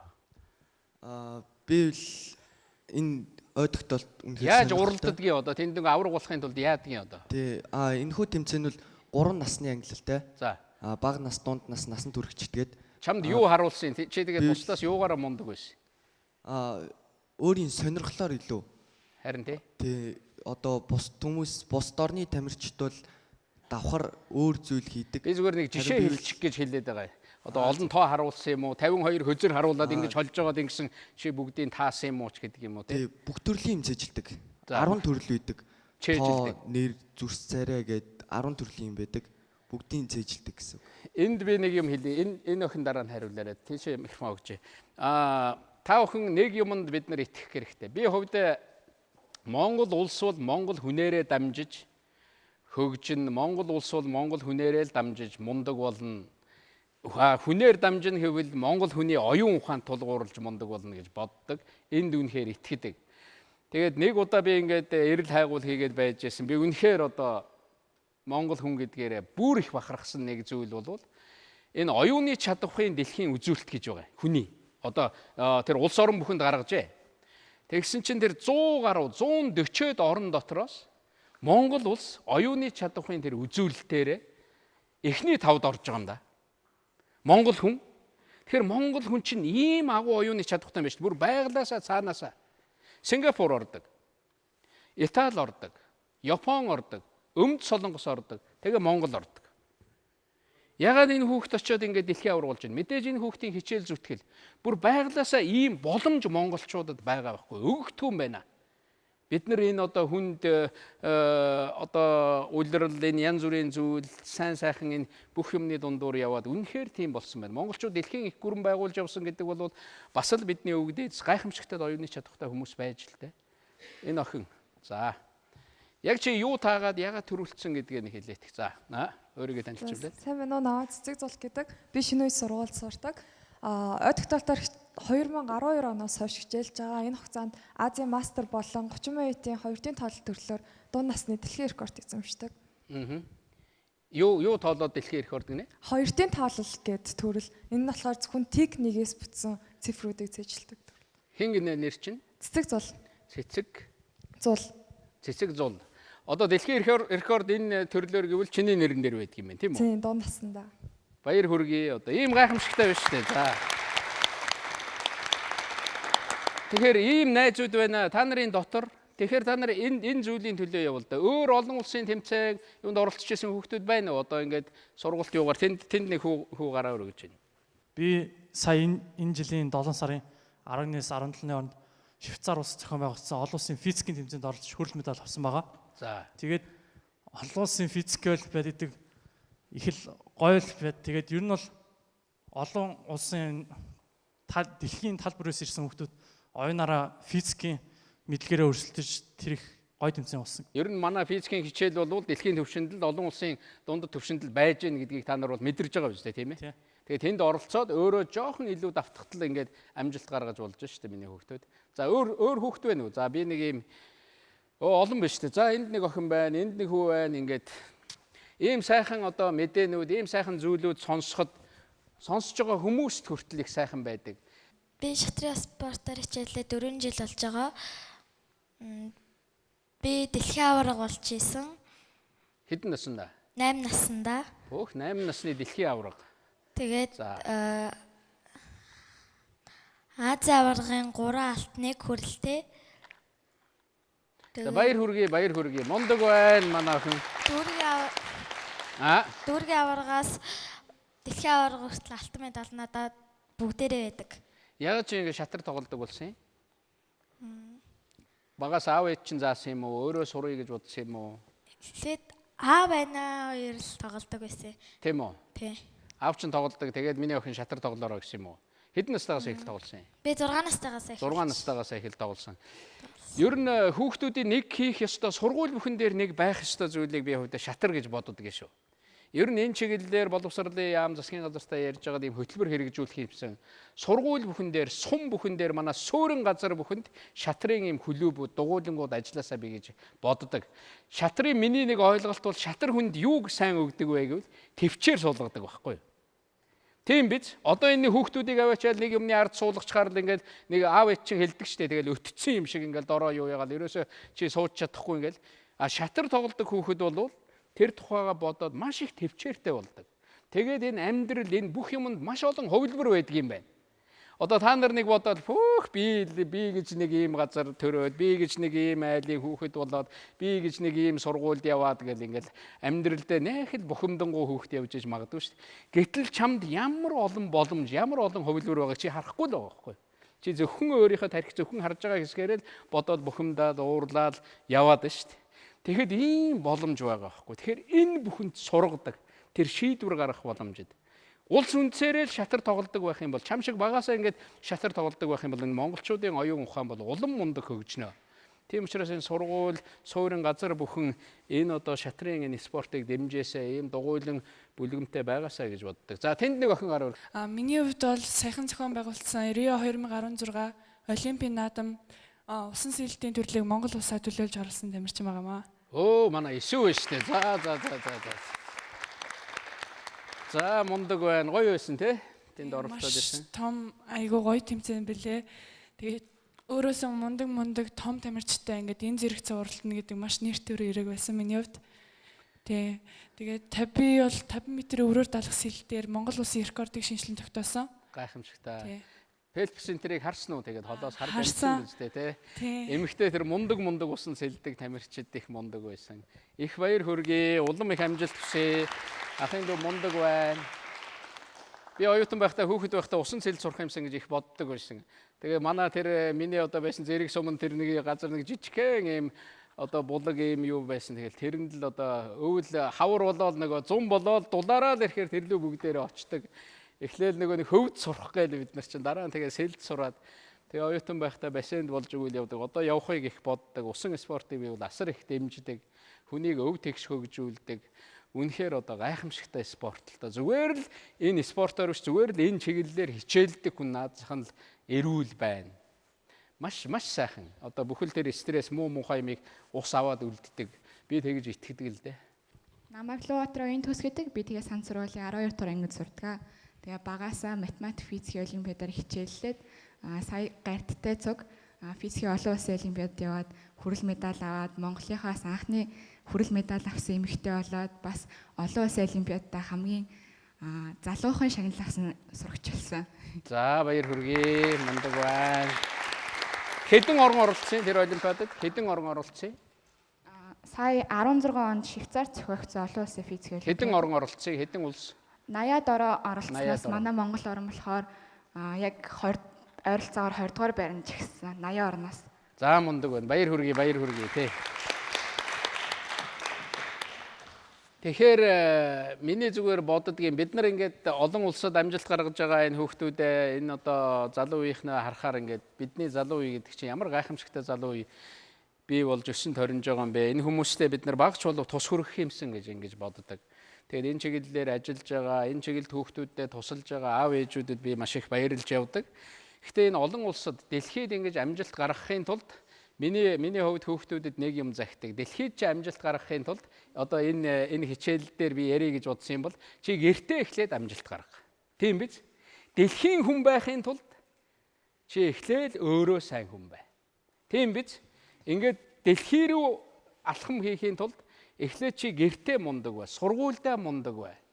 Сургуульдаа чи үнэхээр мундаг байгаа бол одоо суманда дүүрэхтэй тэр одоо нийт хамт олон дотроо мундаг бай. Тэгээд сургууль дүүрэхтэй мундаг байгаа бол улсдаа сайн бай. Улсдаа сайн байгаа бол дэлхийд сайн бай. Ер нь дэлхийн хүний тэр хийх гэж байгаа анхны алхам бол гэрээс эхэлдэг. Яг энэ сургуулийн одоо хичээлээс эхэлдэг юм аа. Тийм учраас өнөөдөр зарим хүүхдүүд энэ чиглэлээр бодог бол өнөөдрөөс алхмаа хий. Алхмаа хийж эхлээ. Ингэх юм бол чи амжилтанд хүрнэ. Тэгэхээр энэ одоо Монголын нэрийг ертөнцийн чихэнд, дэлхийн чихэнд гаргахын тулд эхлээд би л өөрөө сайн байх хэрэгтэй юм байна. Би л өөрөө энэ алхмыг одоо цаашаа хийх ёстой юм байна гэж чи ертөнцийн чихэнд сайн мэдээ дуулгахын өмнө ээж аавдаа л сайн мэдээ дуулгах. Хөөх миний охин чи ингээ гэрээ цэвэрлсэн байна, хоо дундаа хийцэн байна, ийм юмар одоо амжилт гаргацсан байна гэдэг ээж аав чи нэг сайн зүйл сонсоод баярлж идэг. Чи дэлхийн хүнд сайн мэдээ дуулгахын тулд хүн төрлөختөнд эхлээд ээж аавдаа л сайн мэдээ дуулгах. Эхлээд анги дотроо л чиний тухай хүүхдүүд сайнаар ярьдаг бол. Тэгэл чи урагшлна. Тэгэл чи тэндээс л одоо өөрийнхөө эрчим хүч тэр эер зоригуудыг авдаг болноо. Өөр энд энэ нэг формор ижилсэн хүүхдүүд чи ямар хүүхдүүд байгаа вэ? Манай энэ ард талаар сууж байгаа. За тэнд нэг охин гар өргөөд. Хамгийн захын. Сайн байна уу? Бадамхтан гэдэг 80 дугаар сургуулийн 12 байнгын сурагч. Манай Монголын шгшээ гэж багийн ахлагч. Тэгээ манай шгшээг болохоор байгуулагдаад удааг байгаа. Сая тэгээд 8 сарын 12-нд Япон руу 7 тоглолттой 9. Юуны шгшээ багийн? Монгол улсын хөл өмгийн шгшээ. Хөл өмгийн. За. Тэгээд Япон руу 7 тоглолтоор туршлага солилцоогоор явсан байгаа. Facebook дээр чиний зураг гарцсан байх шиг байсан тийм нэг гүзээтэй Япон хүнтэй ингээд хөл өмг тоглож байгаа. Японы ахмадын багтаа тоглосон гэсэн тийм манай охтууд. Хоцсон уу та нар? Хоцсон. Гэхдээ ямар мундаг баяр хүргэе. Тий. Хамгийн гол нь одоо сүүлийн үед манай охтууд ийм адтай ийм мундаг болж байгаа байхгүй. Би бол хөл өмгийг байнга дэмждэг. Би ерөөсөө хөл өмгийг байнга үздэг. Хөл өмгийн төлөө явдаг. Монгол улсын сум бүхэнд хөл өмгийн жижиг талбай байгаасаа сургууль бүхэн заалан дотроо одоо заалны хөл өмбөг тоглодог байгаасаа биеийн тамир дээр хөл өмбөг тоглодог байгаасаа гэж ингэж боддог. Би өөр энэний төлөө байдаг. Аймаг бүхэн аймагаараа баг байгуулад ингээд монголчууд хоорондоо өрсөлдөөсөө нутгийнхаа нэрийг сайхан гаргахын төлөө тэгээ зүтгээсээ тэр одоо дэлхийн хөл өмгийн агуу одууд тэнд байгаа агуу багуудад Монголын хүүхдийн нэр нэг өдөр сонсогдосоо гэж бодож явдаг. Тэгээ манай охтууд ийм одоо амжилт гаргаа тэмцээнд оролцоод ингээд явж байгаад их баяртай байгаа. Нөгөө хөл өмгийн одоо дэлхийн эмэгтэйчдийн авраг болсон хаанах төрүүлээ та нар сайн үзсэн баг тийм ээ? Тэгээд нөгөө ахмадын баг маань Япончуудын ахмадын баг өчигдөр бидэртээ дахин тоглолт хийсэн байгаа Монголд хөл өмгийн албан дээр. Тэгээд бас хайцсан. Энд ирсэн юм уу? Тий. Сайн байж тээ Монгол. Тэгээд 9 сарын 5 дахь өдөр дахин тоглолт хийгнэ. За. Дараа нь тэгж байгаа хөл өмг тоглолцохооноо хэдүүлээ. За, манай энэ хүүгүүд, манай хүүхдүүд их сайн мэдээ надад дуулгаад байгаа. Нэг нь та нар ямар тэмцээнд оролцсон, юуныхаа тухай нэг нь ярьда. Тэр хүүхдүүд маань миний сонссноор нодон бол би маш их баярлж байсан. Манай хүүхдүүд одоо олон улсын дэлхийн гэж яриад байгаа. Үнэхээр дэлхийд энэ насанд нь зохион байгуулж байгаа хөл бөмбөгийн тэмцээнд оролцоод медаль авсан байгаа шүү дээ. Монголын хүүхдүүд. Одоо бид нар чинь хөл бөмбөг гэхээр л Бразил мундаг, Испани мундаг, Англи мундаг, одоо юу ч гэдгийг гээл Норвеги мундаг гээл ингээл боддог, Япон мундаг, Азиас гээл боддог байсан чинь манай хүүхдүүд оролцоод тэр багуудтай өрсөлдөөд тэгээд одоо медаль аваад ирсэн. За миний хөө. Намайг шинэ хоёр идэг. Би 97 дугаар сургуулийн одоо 7 Б-д орно. Тэгээд бид нар болохоор замын үе тэмцээнд явж ирсэн. 2014 онд явж ирээд авраг авсан байгаа. Тэгээд бас 2010 гэдэг онд бас тантай хамт нэг айлчлалаар нэг Хойд Солонгос. Тий, Хойд Солонгос явж айлчлалаар. Тэгэхэд хамтаа явсан уу те? Хойд Солонгост бид нар очиод 50,000 хүн цугласан стадионд. Яваад орсон чинь 50,000 хүн ороо суудсан. Хойд Солонгосын багийнхан байсан те. Тэгээ би тэр хаалга руу н очиод ингээд бөмбөг өшгөлж оруулж исэн.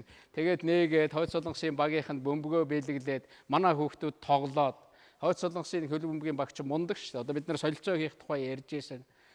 Ер нь энэ лүү ингээд шөлөөт цав гарахаар би одоо маш их анхаарнаа. Хөл бөмбөгийн төлөө бүгдээрээ зүтгэнэ. Хөл бөмбөгийн сургууль бүхэн хөл бөмбөгийн багтаа болоосоо, октийн багтаа, хөвгүүдийн багтаа болоосоо гэж бодож байгаа. За. Монголчууд чинь ер нь уул хаданд их гүйдэг, явдаг юм улсууд шүү дээ.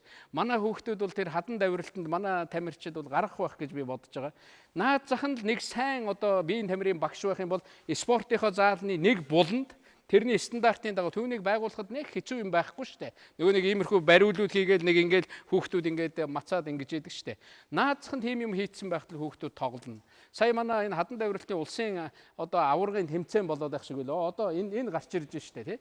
Тэгэхээр энэ зүйл энэ дэлхийд чинь ер нь хүн юу ч хамаагүй хоолч гэсэн сайн хийдгэл байх юм бол чи олон улсын одоо тэр тогооч нарын хоол хийдэг хүмүүсийн уралдаанд оролцоод Монголынхаа нэрийг гарах боломжтой. Манай тогооч нар маш сайн одоо ийм тэмцээнд оролцож явдаг шүү дээ. Яг ийм зүйлийг зүгээр нэг жижигхэн газар гэртээ ч гэсэн хүн хийчих болно. Ингэхэд одоо энэ олимпийн төрөл болоод орцсон байгаа шүү дээ. Энэнийг би бас зүгээр энэ хадан давиралт гэснээс хэлье гэж бодсон юм. За өөрийнхөө тухай яриа танилцуулах хүүхдүүд үү? За энд нэг охин байна, тэнд нэг банд байна. Сайн минь намайг Болдуутрын Намун гэдэг. Би таеквондогийн спортоор хичээлдэг байгаа. Таеквондогийн хар бүс 2 дугаар тантай олон улсын хэмжээний мастер цолтой. Миний амжилт гэх юм бол бага насны дэлхийн аврах шалралт тэмцээнээс хүрэл медаль, бас Аз ТV аврах шалралт тэмцээнээс хүрэл медаль, бас Азийн хүүхдийн их наадмаас алтан медаль авсан байгаа. За баяр хүргэе. Таеквондо тий. Би 4 хүүтэй, би хүүхдүүдтэй хэлдгийг. Та нар одоо наад зах нь нэг юмар, наад захны таеквондо бие хамгаалах урлагаар хичээллээд сурчилда амьдралд хүнд хэрэгтэй шүү дээ гэж. Одоо хүн бүхэн багасаа л нэг юмар ээж аавууд нь энэ чиглэлд хүүхдүүдээ дэмждэг байх хэрэгтэй. Бид нар чинь тамирчтай дэлхийн олимпиад амжилт гаргасан одоо тамирчтай сар бүр насаар нь урамшуулах гэдэг хүртэл иймэрхүү одоо хөтөлбөр хэрэгжүүлээд явж байгаа шүү дээ. За энд тэр сая нэг охин гар өргөсөн. Өөр гар өргөдөө. Энэ хүү чи микрофон авчи. Намайг Сусар ормын зэндээ шийдэг. Одоо Монтург сургуулийн 12 дугаар ангид суралцдаг.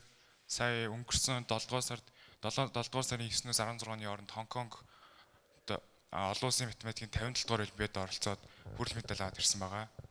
За баяр хүргэе. За ингээд яриад байвал энэ цаг хугацаа гэдэг чинь ямар хурдан юм бэ? Бараг 1 цаг болох гэж байна. Одоо асуулттай хүүхдүүд байвал гараа өргөе. Одоо зөвхөн асуулт сонсъё. За чи за боссон дээрээ нэг асуулт. Таны үндэсний үзэл болон үндэсрэг үзэл хоёрын ялгаа юу вэ? Сая бид нэр үндэснийхаа тухай ярьж байсан. Үндэсний үзэл, үндэсрэг үзэл, эх оронч үзэл гэдэг. Би хувьдаа энэ үндэсний үзэл гэдэг, эх оронч үндэсний үзэл гэдэг бол тухайн ард түмнийг цаашаа түлхэж авч явдаг ийм сайн зүйл гэж боддог. Үндэсний үзэл гэдэг ингээд аваад хэлэх юм бол би энэ тухай бас бодож ийсэн. Ягаад энэ тухай бодсон бэ гэхээр үнэхээр Монгол хүн бүхэн энэ тухай бодох ёстой гэж бодож байгаа. Үндэсний үзэл гэхээр явж Монгол хүнтэй холбогдох юм байна. Эх оронч үзэл гэвэл юутай холбогдно гэж бодож байна та нар? Хэл дээ. Эх оронч үзэл. Эх оронч үзэл гэвэл би Монголтой холбогдох юм байна. Монгол улстай. Эх оронч үзэл гэх юм бол яаж эх орноо хөгжүүлэх вэ? Яаж эх орноо өргөжлүүлэх вэ? Яаж эх орныхоо нэрийг одоо дэлхийн нийтэд сайнаар гаргах вэ гэдэг. Үндэсний үзэл гэдэг ингээд ирэх юм бол Монгол хүнтэй холбоотой. Яаж Монголоо дэмжих вэ? Яаж Монголоо өөдөн татах вэ гэсэн ийм үзэл юм байна гэж ингэж боддог. Энэ эх оронч үндэсний үзэл гэдэг Энэ үзлийг хүүхэд бүхэн Монгол хүн бүхэн өөртөө суулгаж авсан байх хэрэгтэй. Энэ үзлээрээ бид нар бахархаж явах ёстой. Гэхдээ энэ жаахан халтрах гээд үндэсрэх гэдэг юм уу, өөр үндэстнийг одоо үзэн ядах ч юм уу, доош нь хийх ийм хандлага руу халтрах гэдэг. Энэ бол ерөөсөө хэрэггүй. Би түрүүн хэлсэн шүү дээ. Бусад улс орн, бусад үндэстэн мэдээж гайхамшигтай сайн зүйлүүд байгаа. Гэхдээ л монголчууд арай л илүү байх гэж би итгэдэг. Арай илүү байгаасаа гэж би хүсдэг. Би энэний төлөө явдаг. Энэнийг л үндэсний үзэл гэдэг байгаа шүү дээ. Ерөөсөө Монголоо гэсэн. Энэ үзэл юун дээр бий болдго юм бэ гэхээр тэр Монголоо хайрлах хайрын дээр бий болдог. Явж Монголынхаа газар нутгийг үзээд ямар сайхан юм бэ гэж бахархаал ирэх тусам тэр бахархлаас чинь тэр хайр бий болдог. Хайр сүртэй байх юм бол тэр сайн үзэл. Монгол хүнийг хайрладаг, эх орноо хайрладаг. Тийм одоо сүртэй байх юм бол би сайн үзэл гэж л ингэж боддог. За тэнд нэг охин гараа өргөж. Асемиг яагаад Монголд их болсон юм бэ? Та энэ санааг гаргасан юм уу? Асем гэснээс энэ логог та бүхэн сайн харж байгаа бах тийм ээ. Сая Асем гэж юу болсон бэлээ? Хүүхдүүд мэдж байгаа юу? Та нар нэг ярьда Асемийн тухай юу болсон? За, яасан гинэ? Тэ, Ази Европын орнуудын уулзалт болсон. Монгол бол Азийн улс. Тэгээд энэ Асемээр би зүгээр хамгийн энгийн хүн ер нь энэ тэнд явж байхдаа та нар ч гэсэн тэгдэг байх. Ямар хоол идснийг хамгийн түрүүнд сандаг. Энэ айлд яваад орсон чинь ямар гоё бууз хийж өгсөн бэ? Ямар гоё хоолтой байсан бэ? Тэгсэн Монгол дээрээ би тэр Асемийн янз бүрийн хурал уулзалт болоод тэр хоол одоо тэр Асемийн зочдод зориулсан хоолны газраар явсан монголчууд бид нар бол гайхамшигтай зохион байгуулсан шүү. Бүр 1 км хоёр талаараа ийм одоо хоолны ийм одоо газрууд байгуулад тэгээд 1 км ийм газар. Тэгээ монголчуудаас төрөл бүрийн хоол хийж чадсан шүү дээ. Хүнсний уудаг иддэг бүхэл юмыг Монгол хийж байгаа. Тэгээд тэр бүхнээрээ нөгөө зочдоо дайлсан. Тэгсэн нөгөө Асемд ирсэн одоо гадны тэр одоо олон сэтгүүлчид 2000 гаруй тэр хүмүүс хооллож байгаа шүү дээ. Тэгсэн тэд нар хоорондоо ярьж гин гэж байгаа. Юу гэж ярьж гин гэхээр өмнө нь бид нар Асемд яваад очсон чинь бид нарыг хачиртай талханд очрлуулж исэн шүү дээ. Тэгсэн чинь Монголд ирсэн чинь юу вэ? Бүх юм нь ингээд. Бүх юм энэ одоо бид нар дуртай хоол бүхнийг л өгж гин. Тэрний бүр үнэгүй. Цаанаас нөгөө нийлүүлэлтэн дээр нь бид нар компанид мөнгөний төлчихгүй дээ тэр гуанзанд нь. За танах хэдэн бууз хийх гэж байна. Хэдэн буузныхаа үнийг авъя. Тийм ундаа нийлүүлэх гэж байна. Энэнийг аав гээл. Тэгэл очиод би энэ ундаа авъя, энэ юм авъя, энэнийг ууя гэхээр бүгд байж идэг. Тэгээ би бүр орой тэр дундуур явсан чинь дандаа Европынхан сууж байгаа шүү дээ. Тэгээ тэр хүмүүс уцхтаал пүүх Монголын хоол. Монголын хоолоор дамжаад Монголын сайн сайхан, монголчуудын энэ уламжил заншил, монголчуудын энэ зочломтгой байдал, Монголд очих юмсан гэдэг энэ хүсэл. Дээр нь Асемийн үеэр Монголын тухай, Монгол гэдэг нэр орсон энэ мэдээг дэлхийд 5 тэрбум хүн сонссон гэж байгаа шүү дээ. Энэнийг гаргадаг олон улсын ийм байгууллагууд байдгийг. Олон улсын одоо ингээд Монгол гэдэг нэр өдөрт дэлхийн энэ хэвлэл мэдээлэл хүмүүсийн чихэнд дэлхийн улс оронд хэд хүрж яах гэсэн давхарцсан доогоор 5 тэрбум хүн. Тэгэхээр ёстой нэг Монголын нэр ертөнцийн чихэнд очно гэдэг чинь үүгээр л дамжиж очиж байгаа. Би бас нэг түүх уламжлалаараа бахархаа тэр хүмүүс бахархаасаа гэд тэр мундаг одоо том удирдагчдад нөгөө Монголын хадны зураг гэж одоо хөдөө орон нутагт хадны зураг байдаг шүү дээ. Хадны зурагнаас сэдвлээд яг хадны зургийг хуулаад зураг болгоод өнгөөр ялгаад зурцсан тийм зургууд байсан. 50 хэдэн зураг. Нөгөө 50 хэдэн орны ерөнхийлөгч ерөнхий сайдууд. Би тэгээд хуралдаа дуусгахдаа хэлж ирсэн. Монголчууд бол агуу төвхтэй. Хэдэн мянган жил бидний өвгдээд садан дээр ингээд мессеж өчээд бидэнд зураг зураад үлдээсэн байдаг. Тэгээ та нарт ингээд зураг болгоод бэлгэлж байгаа. Нэг нэгийг аваад гараараа гэсэн. Бүр нөгөө ерөнхийлөгч ерөнхий сайдууч өөрсдөө сугавчлцсан явж исэн шүү дээ. Асемийн тухай ярил маш олон зүйл байгаа. Зүгээр л нэг сайн юм бодож олоод хийгээд ард нь гарч чадах юм бол болдог. Хүмүүс юм хийх гэж яхад өмнө нь янз бүрээр л ярьдаг. Янз бүрээр муулдаг. Хийсний дараа сайныг ойлгодог байхгүй. Пөөх ямар сайхан юм болов, ямар гоё юм болов. Тийм учраас урд нь тэр ярьж байгаа, чамайг доош нь хийх гэж байгаа, муу хэлж байгаа зүйлүүдэд одоо манай хүүхдүүд бити автаараа гэж ингэж бодож байгаа. Асем гэснээс энэ Монголын нэр ертөнцийн чихнэ гэснээс би зүгээр энэнийг харуулъя. Та нар энийг таньж байгаа үстэй те? Энэ юмыг энэ юу гэдэг вүлээ? Kindle. Энэ яадаг зүйл вүлээ? Би 8 жил хүүхдүүдэд хичээл заалаа. Нэг юм үлдээх юмсан та бүхэнд нэг юм үлдээсэй гэж бодож байгаа. Одоо энд боловсролын сайд сууж байгаа. Би энэ боловсролын сайттай Монгол телевизтэй яриад хүүхэд бүхэн Монголын сурагч бүхэн энэ хиндэлтэй байгаасаа гэж бодож байна. Энэ зүгээр ном уншдаг. Нөгөө олон номыг чинь энэ лүү хийцэн байхгүй юу? Энэ жоохон охин сургуультай явахын тулд 5 ном цүнхэндээ хийгээд үрээд явахад хүнд байгаа үстэй. Энэ хиндэл дотор бүх юм орчуул яах вэ? Бүр сайн. Энэний нэг сайн юм байгаа. Сайн номын зохиогч явах юм бол энэ хийндэл рүү нэг хүүхэд татаад авах тусам тэр зохиогчийн нэрэн дээр тэр зохиогчийн дансанд мөнгө ороод авах байхгүй. Тэгэхээр Монголын хүүхдийн зохиол, Монголын сурах хүчгүүд гэдэг чинь улам чанар нь сайжирна. Та бүхэн мэдж байгаа Univision-ийн видео одоо сан гэдэг байдаг шүү дээ. Тэнлэг ороод кино үздэг ш гэртээ сонгоод кино үзэж байгаа тийм ээ телевиз дээрээ. Тэгэхэд тэр киног хийсэн хүний дансанд мөнгө нь орж идэг шүү дээ. Чиний тэр төлж байгаа 5,000 төгрөгийн чинь тодорхой хувь нь. Одоо л би чинь зах зээлийн нийгэмд амьдарч байгаагаа мэдэрж гэн гэж манай кино хийдэг хүмүүс ярьж гэн гэсэн. Яг тэрнтэй адилхан энэ хийндлэр дамжуулаад манай энэ бичдэг, юм хийдэг энэ бүх хүн орлоготой болох боломжтой байхгүй. А тэгээд үүгээр дамжуулаад манай хүүхдүүд энэ нөгөө энэ гар утас энтергээл утастайгаа оролдоод хүүхдүүдийн сургууль дээр утастайгаа оролдог бусад газрын ихэнх сургуулиуд дээр энэ хүүхдүүд гар утасыг сургуулийн орчинд барихыг хориглодог штэ. Тэрний оронд энэ хийндлээрэл хийндлтэйгээ оролдоод номоо уншаал сууж явах хэрэгтэй. Энэ интернет рүү орохгүй зөвхөн ном уншина. Тэгээд дээр нь тэмдэглээ хийж болдог. Би ер нь нэг Монголын хүүхэд бүхэнд хүрэх юмсан гэж бодож байгаа. Энэ төслийн төлөө засгийн газартай хамтарч ажиллана. Та бүхэн дэмжиж гэнэ үү? Өөр асуултаа хөвтөн үү? За энд нэг хүү. Энэ хоёр хүүгийн асуултаар ингээд хичээлээ бид нар бас хэдэн минут хоцорч эхэлсэн учраас бас боломж гарна. Сайн байна уу? Намайг Жамц гэдэг. Би Төв аймгийн Хүмүүн зөвсөлбөө сургуулийн мөнхөр хөгштэй 11-ийн байнгын сурагч. Энэ хичээл 8 дахь жилдээ зохион байгуулж байгаа. Тэгээд таныг эх жилийн 9 сарын 1-нд энэ хичээлээ заах уу гэж. Юм гэдэг хугацаатаа эх жилийн 9 сарын 1 гэхэд би одоо Монгол улсын ерөнхийлөгч биш байна.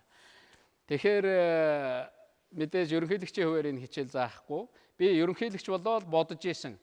Нэг сайн санаа, нэг юм хийх юмсан гэж бодож байгаа л 9 сарын 1-нд ингэж хичээл заая гэж ингээд анх ерөнхийлөгч болсон жилээсээ эхлүүлсэн. Тэгээд энэ жил бол 8 дахь хичээл.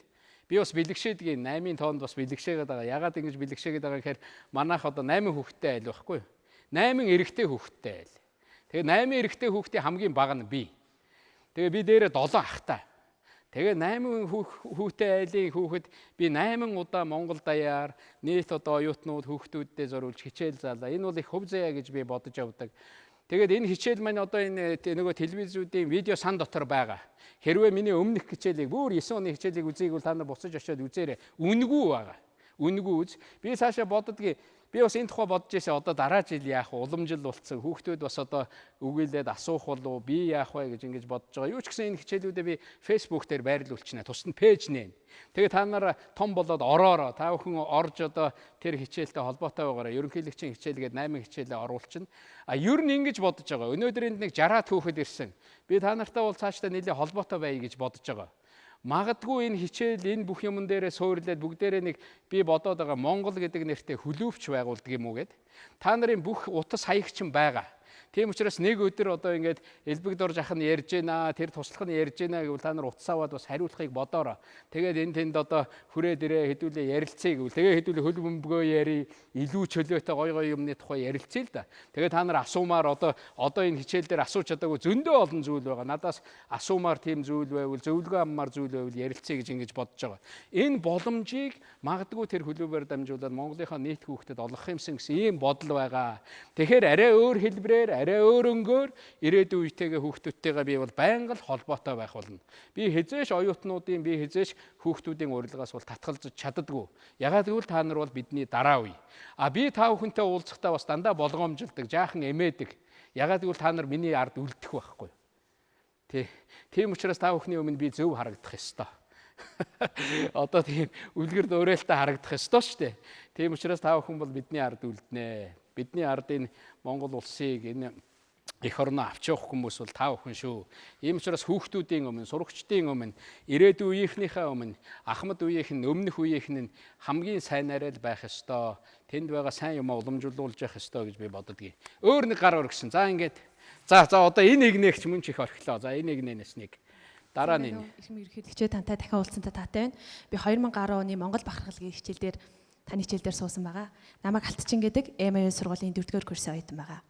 2006 оны сангийн яамнаас гаргасан засгийн газрын тодтголоор 2016 улсын орлого нь зарлага дэлхээ байжээ. Одоо 2.2 тэрбум төгрөгийн зээл авч иж 2016 онд авахар болсон байна гэж хэлсэн байгаа. Тэгээд гэхдээ оюутан залуусаа дэмждэг, хүүхдүүдийг дэмждэг энэ тэтгэлгүүдийг зохицох нь зөв үү? Энэ талдаа таны байр суурь юу вэ? Ер нь бид нар ярьж байгаад үргэлжил хэлдгээ одоо аливаа засгийн газар бол өмнө хийж байгаа үйл ажиллагаа тэр явж байгаа сайн уламжлалаа цаашаа үргэлжлүүлнэ гэж энэ засгийн газар ч ингэж явна гэж бодож байгаа. Би ерөнхий сайд байхдаа нэг оюутнуудаа чиглүүлээд нэг хөтөлбөр санаачлаа тэр эцэг эхчүүдийн дэмжлэг авч ирсэн. Тэр нь нөгөө мэрэгжил сургалт үйлдвэрлэлийн төв гэж байгаа шүү дээ. 11-р ангиа төгсөөд 10-аа төгсөөд хүүхдүүд ордог. Тэнд орох юм бол нэг урамшил олгодог болгоцсон. Манай ээж аауд бүх хүн бодохдоо хүүхдээ дээд боловсралтай болгоно, гадагшаа явуулна гэж боддог.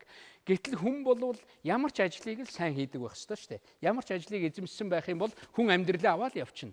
Тийм учраас хүүхдээ тийм болгоосоо тэрний нурамшуулъя гэд. Тэгэхээр тэнд олгодог тэтгэлэг бас оюутнуудын дал гээд одоо ингээд санаачлаад ингээд явж исэн. Бас тэр ингээд эдийн засгийн хүндрэлээс болоод нэлээд одоо зогсох юм хандлагатай байгаа юм шиг байлээ. Ер нь тэр шалгуур нь улам сайн болоод цаашаа уг нь үргэлжлээд яваасаа би энэ бүхэн үргэлжлэх байх гэж бодож байгаа. Тэр тэтгэлгийг буруугаар оюутнууд ашиглаад байна гэж байгаа. Зөвөр ашигладаг хэдэн мянган оюутан байгаа шүү дээ. Хэдэн 10,000 оюутан. Тэгэхээр тэр тэтгэлэг тэр айлын амьдрал сайн болдог зүйлүүд байдаг байх. Одоо хүүхэд харах үйлчилгээч гэдэг юм уу.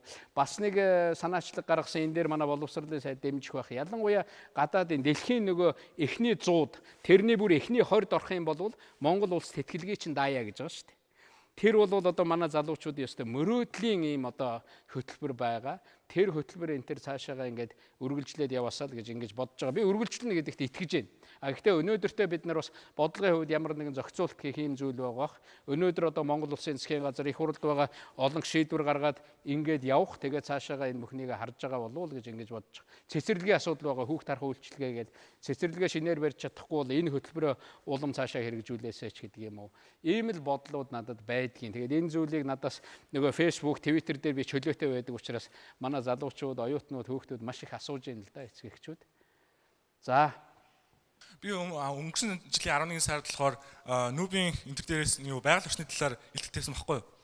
Тэгээд таны нөгөө нэг санаачилсан 5 сар болон 10 сард байдаг нийтээр мод тарих өдөр.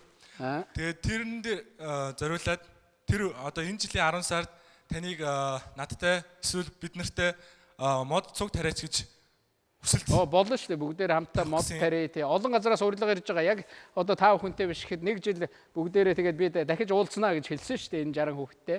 Нэг жил хэдүүлээ хамтдаа мод тарина, хамтдаа хөлбөмбөг тоглоно. Та дүүл яг энэ 10 сард тарихаар төвшөөрлөө шүү дээ. За бодож जैन тий. Гэтэ тэр өдөр янз бүрийн хөтөлбөрүүд байдаг учраас бас шууд хариулахад хэцүү байдаг юм аа. За энэ хүүхэд. За ингээд бүгдээрээ хичээлээ өндөрлөё. Хичээлийнхээ өндөрлөх тал руу оръё. Та гадаад амьдардаг монгол хүмүүсийн талаар юу гэж боддог вэ? Эх орондоо буцаж ирээсэй гэж боддог. Эсвэл тэнцэнэ үлдээд ажил хөдөлмөрөд амьдраасаа гэж боддог уу?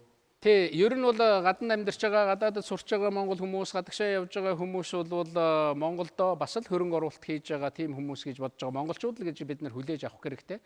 Тэр хүмүүс эргээд сайн зүйл сураад, сайн юм мэдээд Монгол эх орондоо хурц ирээсэй гэж их боддог. Энэнийг бид нар улам урамшуулах хэрэгтэй. Манай гадаадд төрсэн хүүхдүүд, монгол хүүхдүүд өөр орны иргэн мэргэн болоо явцдаг. Энэ дээр бид нар хууль эрх зүйн хувьд монголчуудаа дэмжсэн, улам монголчууд олуулаа болсон, хүчирхэг болсон, дэлхийн нийтээр сурсан мэдснээ цуглуулад хамтдаа хөгжих, улс орныхоо хөгжил дэвшилд улам олон монгол хүн одоо хөв нэмэр оруулдаг байгаасаа л гэж хүсдэг. Үнэхээр энэний төлөө ажилдгаа гэж ингэж л бодож байгаа. За ингээд хичээлээ ерөнхийдөө өндөрлөх тийшээ хандъя гэж ингэж бодож байна. Би ер нь яри та бүхэнтэй ярилцъя гэж бодсон ихэнх зүйлээ бол ярьлаа. Тэгээд энд би бас нэг шүлэг одоо та бүхэнд хэлье гэж ингэж бодож ирсэн. Би Нацаг Дорж гэдэг хүний шүлгээр анхныхаа хичээл дээр ярьж исэн. Одоо энэ хүний шүлгээр энэ 8 дахь хичээлээ бас өндөрлөхөд их зүгээр байгаа. Нацаг Дорж гэдэг бол агуу, үнэхээр монголчууд чинь ямар агуу оюун ухаантай, бид чинь ямар мундаг агуу өвөг дээдстэй байсан юм бэ. 1936 онд энэ шүлгийг уг нь бол түүхийн шүлэг гэдэг нэртэй шүү дээ. Нацаг Доржийн түүхийн шүлэг гэдгийг баг мэддэггүй байх. Гэхдээ энэ дээр нэг ийм хоёр мөр одоо надад бол хамгийн их буусан монголчуудын хамгийн их мэддэг мөр байгаа. Та нар унш та. Мянган голыг гаталсан морин туурайн авъя. 800 өвдгийн авъя. Намайг байгуулсан манай өнгөрүүлсэн төв хүн төрлөختөнд авъя. Монгол хэмээн нэгнээр ертөнцийн эснээ дуусгавсаа Монголын тул хэмээх сэтгэл манай зөвхөн холбоотой өсгөөс сурсан үндсэн хэл орхиж болшгүй соёл мөн үхтлээ орших төрлөх нутаг салж болшгүй орон мөнөө Монгол мандтугай Монгол минь мөнх орших болтугай гэж би одоо үргэлж өрөөж байдаг. Ингээд хүүхдүүддээ их баярлалаа. Өнөөдөр энэ хичээлд ингэж оролцсон, идэвхтэй оролцсон хүүхдүүдэд баярлалаа. Усан цэлдэг хүүхдүүд чи ямар өндөр байдаг юм бэ те? Дандаа юм өндөр байдаг. Хэлэгч таныг клубээрээ дамжуулан хүүхд бид нартай хамтран ажиллах болсонд би маш их баяртай байгаа. Тэгээд клубийн ажилд илүү их амжилт, сайн сайхныг хүсье гэж цэцгээ өгье. За их баярлалаа. Ингээ бид нар хамтраад клуб байгууллаа шүү. За баяр хүргэе улам мундаг байгаарай. За Монгол улсынхаа төрийн тэргуунд хүүхэд багчуудынхаа өмнөөс баярлаж талархснаа илэрхийлье. Монголынхон ирээдүй болсон хүүхэд багчууд та нар маань баг учраас эрдэмж шамдаж, сайныг дагаж ихийг бүтээгч, зүвийг эрхэмлэгч байж Монгол орныхоо нэр төрийг ертөнцийн чихнээ сайн сайхнаар дуурсгаж яваарай. За ерөөд батарч